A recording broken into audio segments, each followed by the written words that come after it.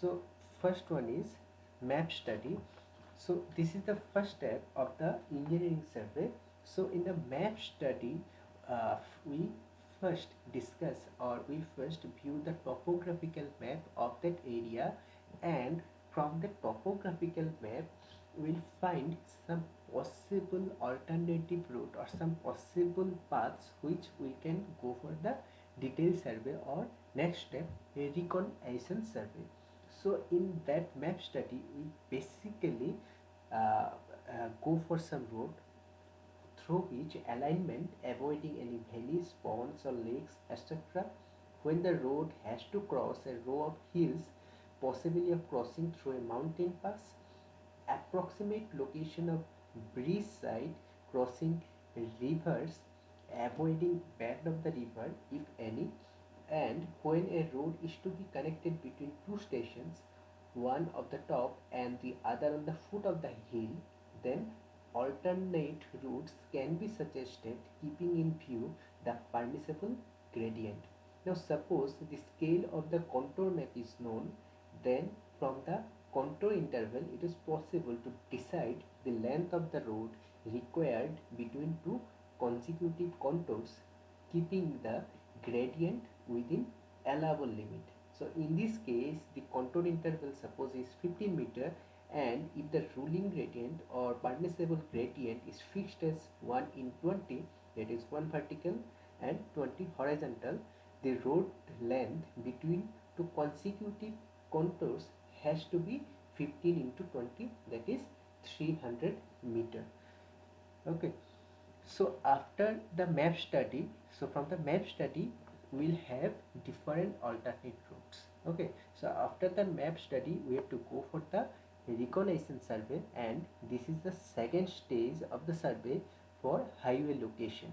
Okay, now a field survey party, so in this survey a field survey party may inspect a fairly broad stretch of the land along the proposed alternative routes in the field survey. So all the relevant details which is not available in the map are collected and noted in this second stage. Okay, so some of the details which has to be considered in the reconnaissance survey are valleys, ponds, lakes, marshy lands, etc., approximate values of gradient, length of gradients, radius of curves, etc., number of types of cross drainage structure, soil type along the routes from field identification, sources of construction materials, etc. When the road passes through a hilly or mountainous terrain, additional data like stability of the slope, geological formation, etc. So how it is done? So a rapid reconnaissance of the area, especially when it is vast and the terrain is difficult, may be done by aerial survey. Sometimes it is done by aerial photography survey. So from the details collected during the reconnaissance, the alignment proposed after the map study may be altered or even changed completely. So from the map study, you select some of the alternative routes. From the reconnaissance survey, you may enhance or you may change that alternate route, or remove some of the alternate route because of their or because of their availability of the different construction materials or different features.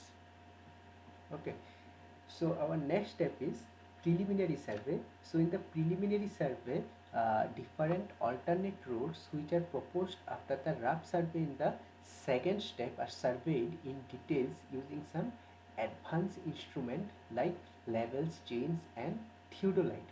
Okay, so in the methods of preliminary survey, how it is done? It is done basically traversing. First one is traversing. The traverse is run from the starting point to the end point by setting out various control points. Both primary traverse and the secondary traverse may need to be run. Then leveling work is found out, that is how much leveling you have to do if you want to construct a road or construct a alignment or provide a alignment through this path. Then topographical features, different geographical features like soil conditions and different man-made features over there, etc. Then drainage studies and hydrological data, that is the number of cross drainage structure and other water bodies, availability of the water bodies, etc. are are found out from the preliminary survey. Then soil survey is conducted, material survey is conducted to know the availability of the material in the adjacent area, then determination of the final center line. So after completion of all the above mentioned steps, so you then compare all the available routes and you found out which one is the best alternative route. Okay, now after the finding out the best alternate route for your alignment, you then go for the final survey. Okay, final location or final detail survey. So in the final survey, it is further divided into two steps, and that is location survey and detail survey. So some of the points in the location survey are transferring the alignment on the ground. So this you know already in your survey class. Now this is done by transit theodolite, and major and minor control points are established on the ground, and centered pegs are driven, checking the geometric design requirements. Then center line tracks are driven at suitable intervals, say 50-meter interval in plain and rolling terrain and 20-meter in hilly terrain. Okay, then detail survey. So in the detail survey, we'll find out some additional feature, and we'll establish some temporary benchmark. We will find out what is the artwork required for the filling and cutting work. Then cross-sectional levels are taken at intervals of 50 to 100 meter. Then different soil test values, different surveys which to be carried out to find out the materials and other things. Okay, that are called material survey, availability of the material, their quality, etc. Each and everything is tested in the final or final location and detail survey. Okay, so after the detail survey, that highway is constructed through that alignment which is decided in the detail survey. Okay.